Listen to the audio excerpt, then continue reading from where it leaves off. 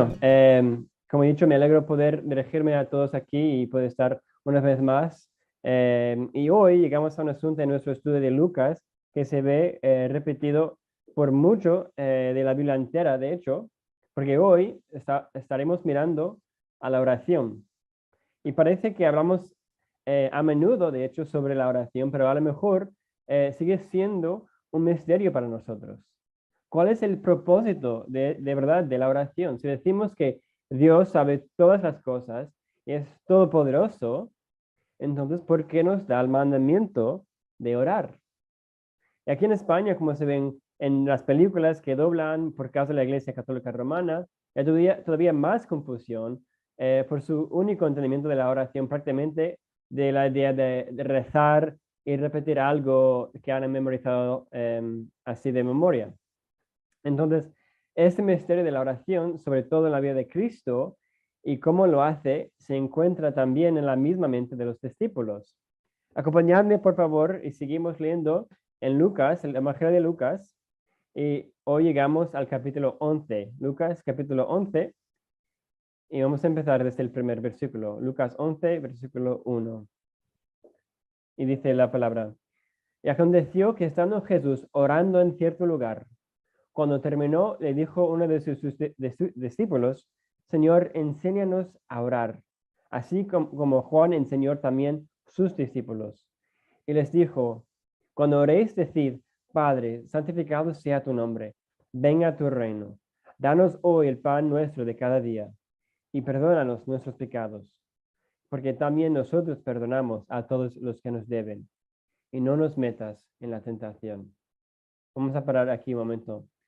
Entonces, después de ver la importancia de la oración en la vida de Cristo, los discípulos quieren que Él mismo les enseñe eh, a, a orar a ellos cómo orar. Y ven como Cristo bebía muchísimo de su vida en oración y quieren ir directamente a la fuente de Cristo mismo para saber cómo ellos mismos deben orar.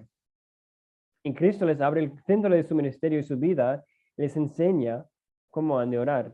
¿Y qué es lo primero que dice Cristo en esta oración de ejemplo? Dice: Padre, santificado sea tu nombre.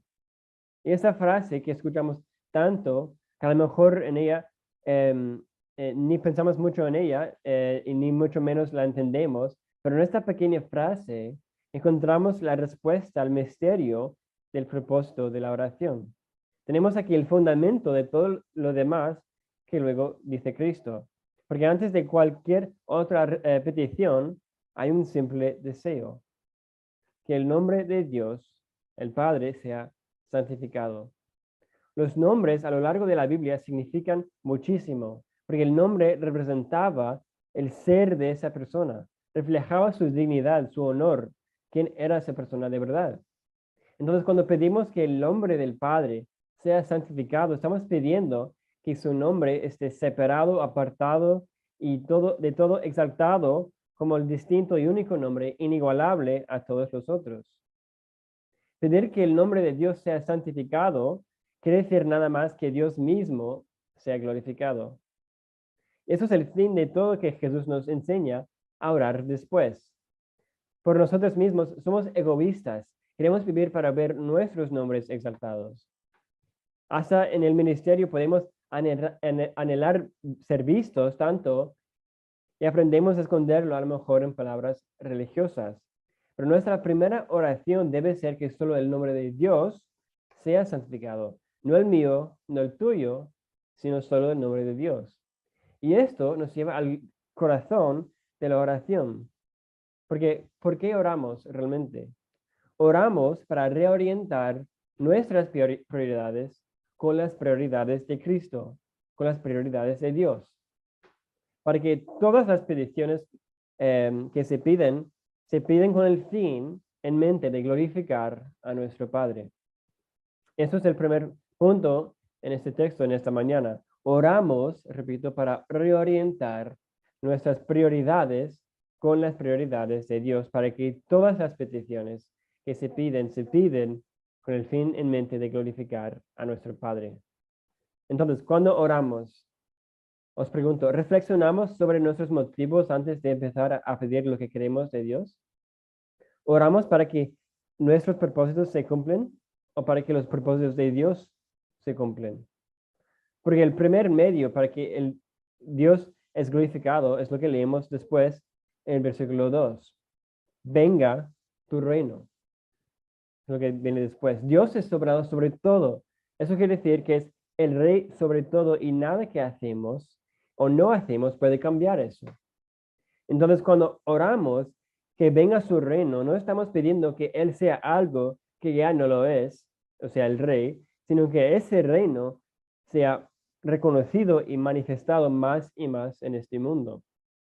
Hemos de orar en medio de este mundo oscuro, donde todos están exaltando su propio nombre y viviendo por el pecado, que más y más personas se sometan a ese reino, que más y más personas de este mundo vuelve de su rebelión para que el único rey, para que vivan para el único rey del universo. Eso es tan increíble de la oración, porque la oración no cambia la mente de Dios. Sin embargo, lo que es increíble es que a Dios le agrada cumplir sus propósitos eternos en el mundo por responder a nuestras oraciones. Nuestras oraciones son los medios que Dios usa para realizar sus propósitos eternos y reinar sobre toda la creación. Y por eso decimos, venga, Señor, tu reino. Entonces, lo que hemos visto hasta ahora es que la oración no se trata de quejarnos ante Dios por todos nuestros problemas, sino para que reconozcamos a Dios como soberano, sea lo que sea la situación en que nos encontramos, para que Él use esa situación, sea buena o mala, para glorificarse. Entonces, cuando oramos que Él nos dé el pan de cada día, como leemos en el versículo 3, pedimos que Él sea glorificado en proveer cada día para nosotros. Y al hacerlo, nos recordamos de nuevo que todo lo que tenemos, absolutamente todo, viene de su mano. Él reorienta de nuevo nuestras mentes para darnos cuenta de lo mucho que dependemos de Él. Pedimos que Dios provee todo hasta lo necesario, no solamente las cosas imposibles o grandes, porque reconocemos que solo Él nos lo puede proveer, porque ni nos es garantizado ni nos lo debe Dios. Si Dios no quiere que coma hoy, pues bueno, como. Y así es la soberanía de Dios. Y entonces este tema de glorificar a Dios se aplica al siguiente versículo, versículo 4. Y perdónanos nuestros pecados, porque también nosotros perdonamos a todos los que nos deben, y no nos metas en tentación. ¿Qué es lo único que nos impide de glorificar a Dios en nuestras vidas? Nuestro pecado, ¿verdad? ¿Cuál es el propósito de perdonarnos nuestros pecados? ¿Para que nos sentimos mejores de nosotros mismos? No, sino para que podamos cumplir con el propósito por el cual fuimos creados, que es glorificar a Dios y disfrutar de Él. Y vemos la realidad de ese perdón por lo que añade después, porque también nosotros perdonamos a los que nos deben. No somos pecadores porque pecamos, sino que pecamos porque somos pecadores. Nuestro pecado es el resultado de nuestra identidad como esclavos al pecado, como dice Cristo. Nosotros, por nuestro pecado, merecemos el infierno ahora mismo. Y si morimos en nuestro pecado, sin la gracia de Dios, Dios como un juez perfecto y justo, no solo juzga lo que hemos cometido y hecho, sino nos juzga a nosotros mismos. Y por lo tanto derrama su justa ira eterna sobre nosotros y nosotros sufrimos el castigo por quien somos como rebeldes.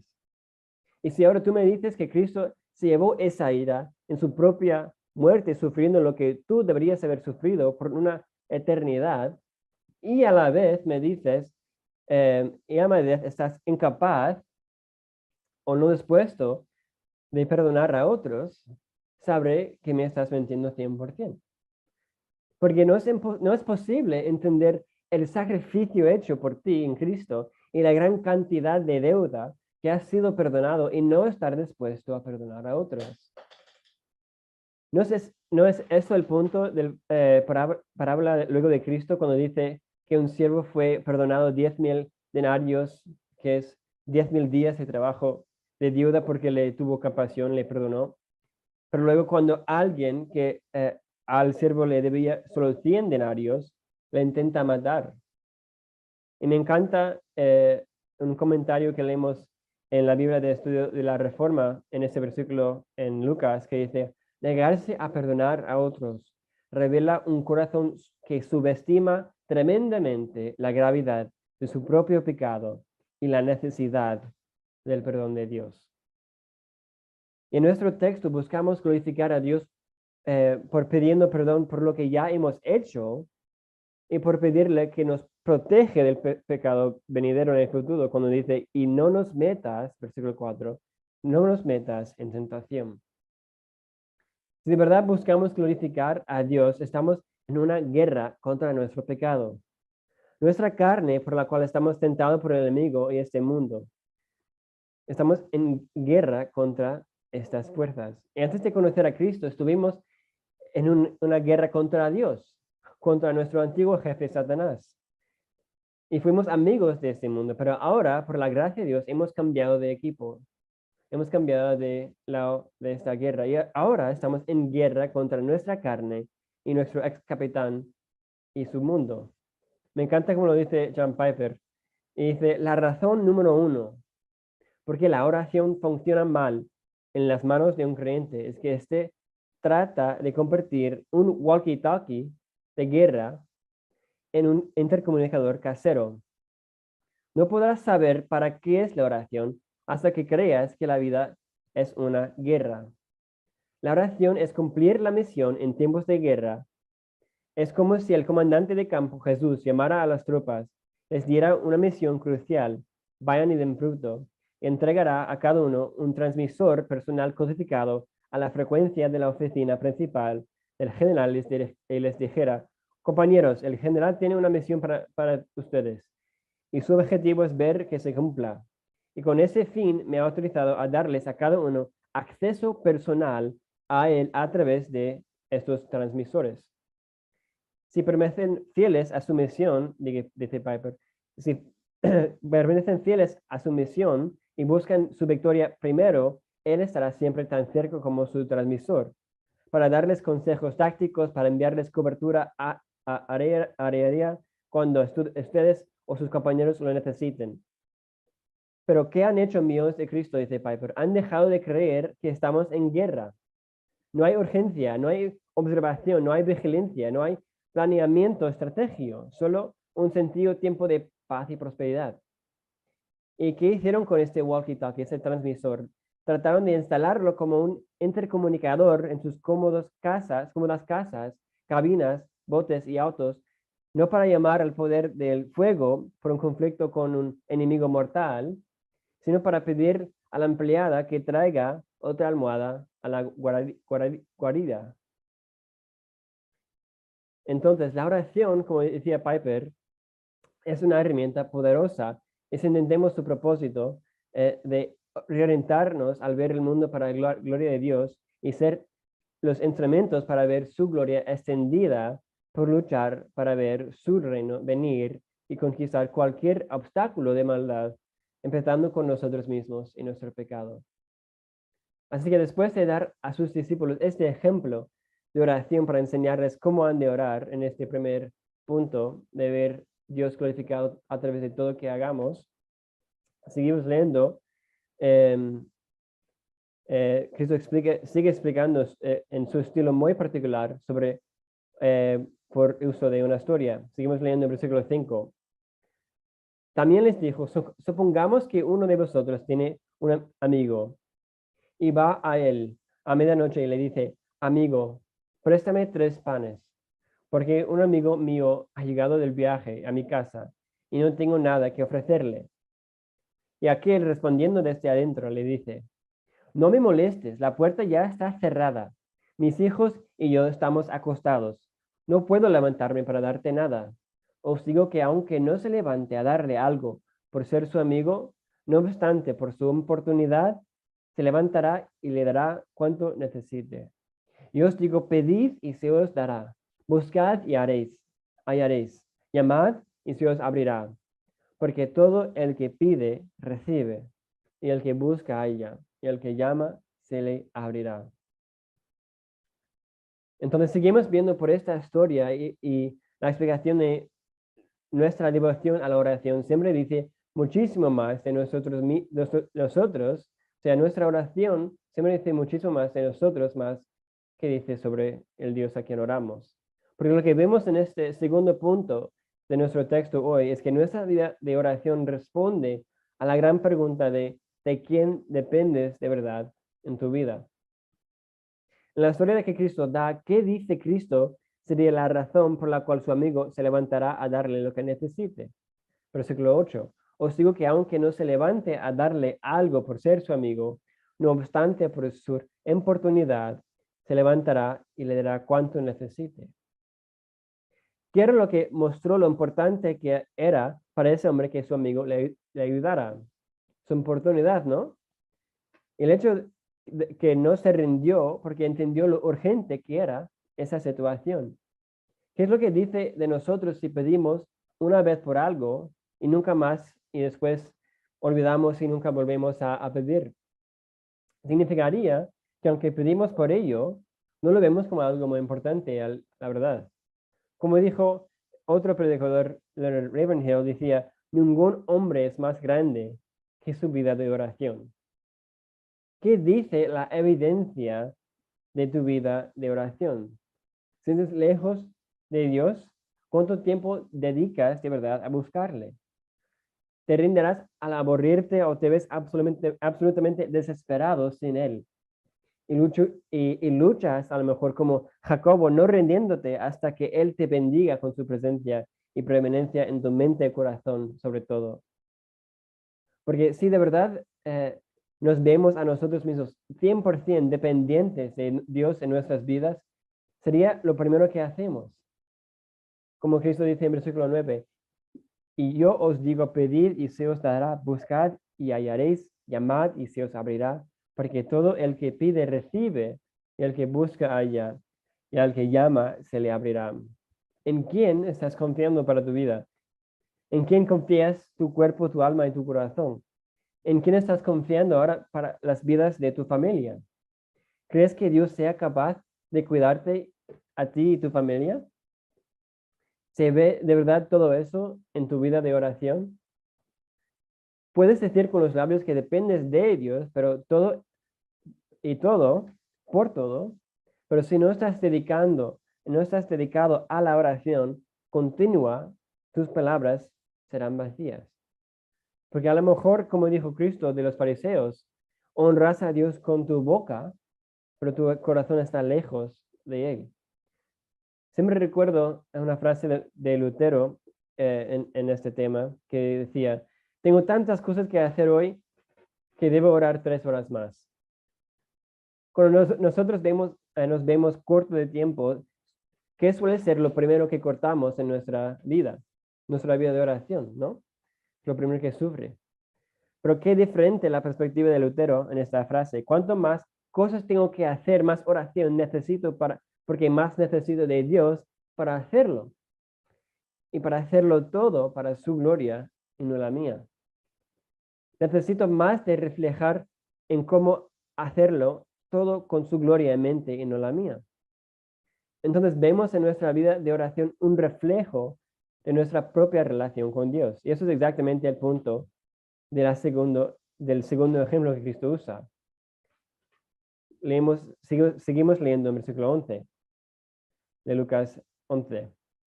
O suponed que a uno de vosotros que es padre, su hijo le pide pan.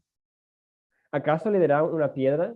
O si le pide un pescado, ¿acaso le dará una serpiente en lugar del pescado? ¿O si le pide un huevo, acaso le dará un escorpión? Pues si vosotros siendo malos sabéis dar buenas dádivas a vuestros hijos, cuánto más vuestro Padre Celestial dará el Espíritu Santo a los que se lo pidan. Entonces lo que vemos repetido es que si de verdad creemos que Dios es nuestro Padre, es bueno y santo, seremos incesantes día tras día en nuestras oraciones. A lo mejor lo que más es lo más sorprendente de este texto es lo que vemos al final, en versículo 13. Pues si vosotros siendo malos sabéis dar buenas dádivas a vuestros hijos, cuánto más vuestro Padre Celestial dará el Espíritu Santo a los que se lo pidan. ¿Qué tiene que ver el Espíritu Santo aquí en este texto? Parece venir del azar. ¿Con qué está comparando Cristo en este texto el Espíritu Santo? Dice, versículo 13, pues si vosotros siendo malos sabéis dar buenas dádivas a vuestros hijos, cuánto más vuestro Padre Celestial dará el Espíritu Santo a los que se lo pidan. Si nosotros siendo malos sabemos dar buenas dádivas a nuestros hijos, cuánto más Dios dará la mejor dádiva a sus hijos, digamos, el Espíritu Santo, que son identificados en el texto como a los que se lo pidan. Si pedimos por el Espíritu Santo es porque somos sus hijos. El Espíritu Santo es la clave misma de la oración. Es imposible orar, Padre, santificado sea tu nombre, si no es nuestro Padre.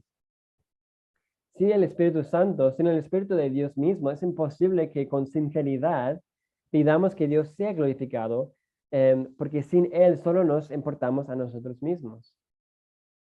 Ese es nuestro último punto. La oración no es una fórmula pragmática, sino el corazón misma de una relación viva con el Padre por el Espíritu Santo.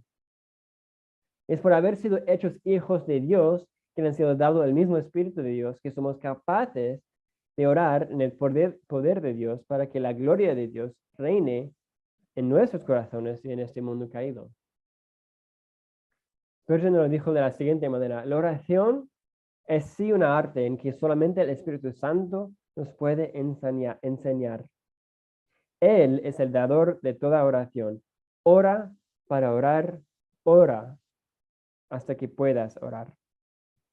Así que nuestro reto hoy es orar como preciosos hijos de un Padre, que es más bueno de lo que nos podemos imaginar.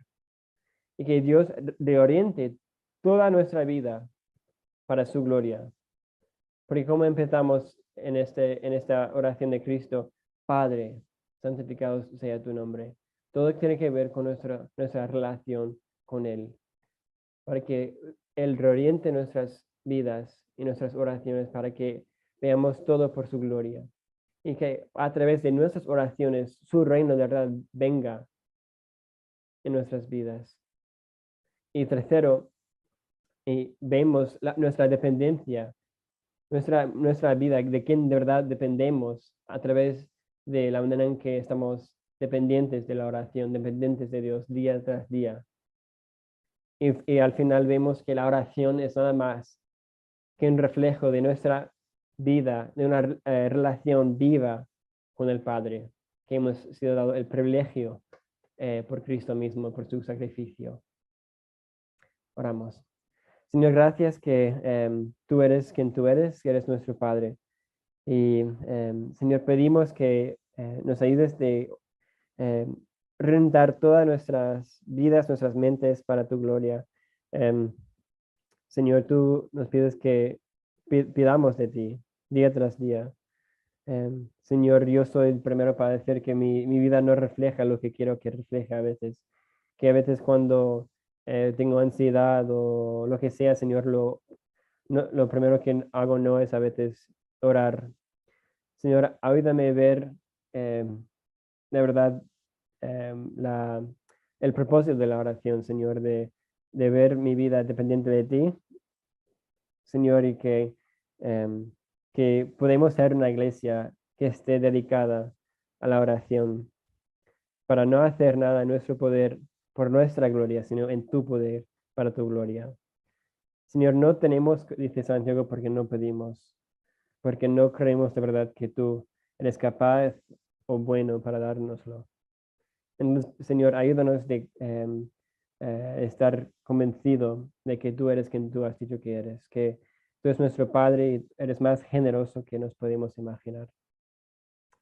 Señor, gracias que por tu convicción a través de tu Espíritu Santo, que que Él sea quien nos lleve a orar, a depender de ti, Señor, y que, Señor, si sabemos nosotros siendo malos, dar buenas cosas a nuestros hijos y nuestra familia, porque creemos que tú serías mucho más, mucho mejor, mucho diferente que nosotros que somos malos, siendo tú perfecto y bueno. Señor, ayúdanos, Señor, ver nuestras vidas en cómo no estamos dependiendo de ti, porque no estamos orando y no depender de lo que podemos hacer, sino pausar y hacer lo que parece ser contradictorio, parece ser contra la lógica, es depender de ti, por lo que no podemos hacer por nosotros mismos. Somos incapaces totalmente sin tu ayuda, Señor. Y que dediquemos nuestras vidas a orar, Señor, ante todo ponerte a ti como primero en nuestras vidas y reflejar la vida que tenemos en ti en esa manera. Que podamos orar hasta que podamos orar, que podemos, Señor, buscarte hasta que, Señor, em, no podemos más, Señor, que reflejemos, Señor, que es realmente importante, que es buscarte hasta que te encontramos, hasta que te hallemos a ti en todo. Lo pedimos en el nombre de Cristo. Amén.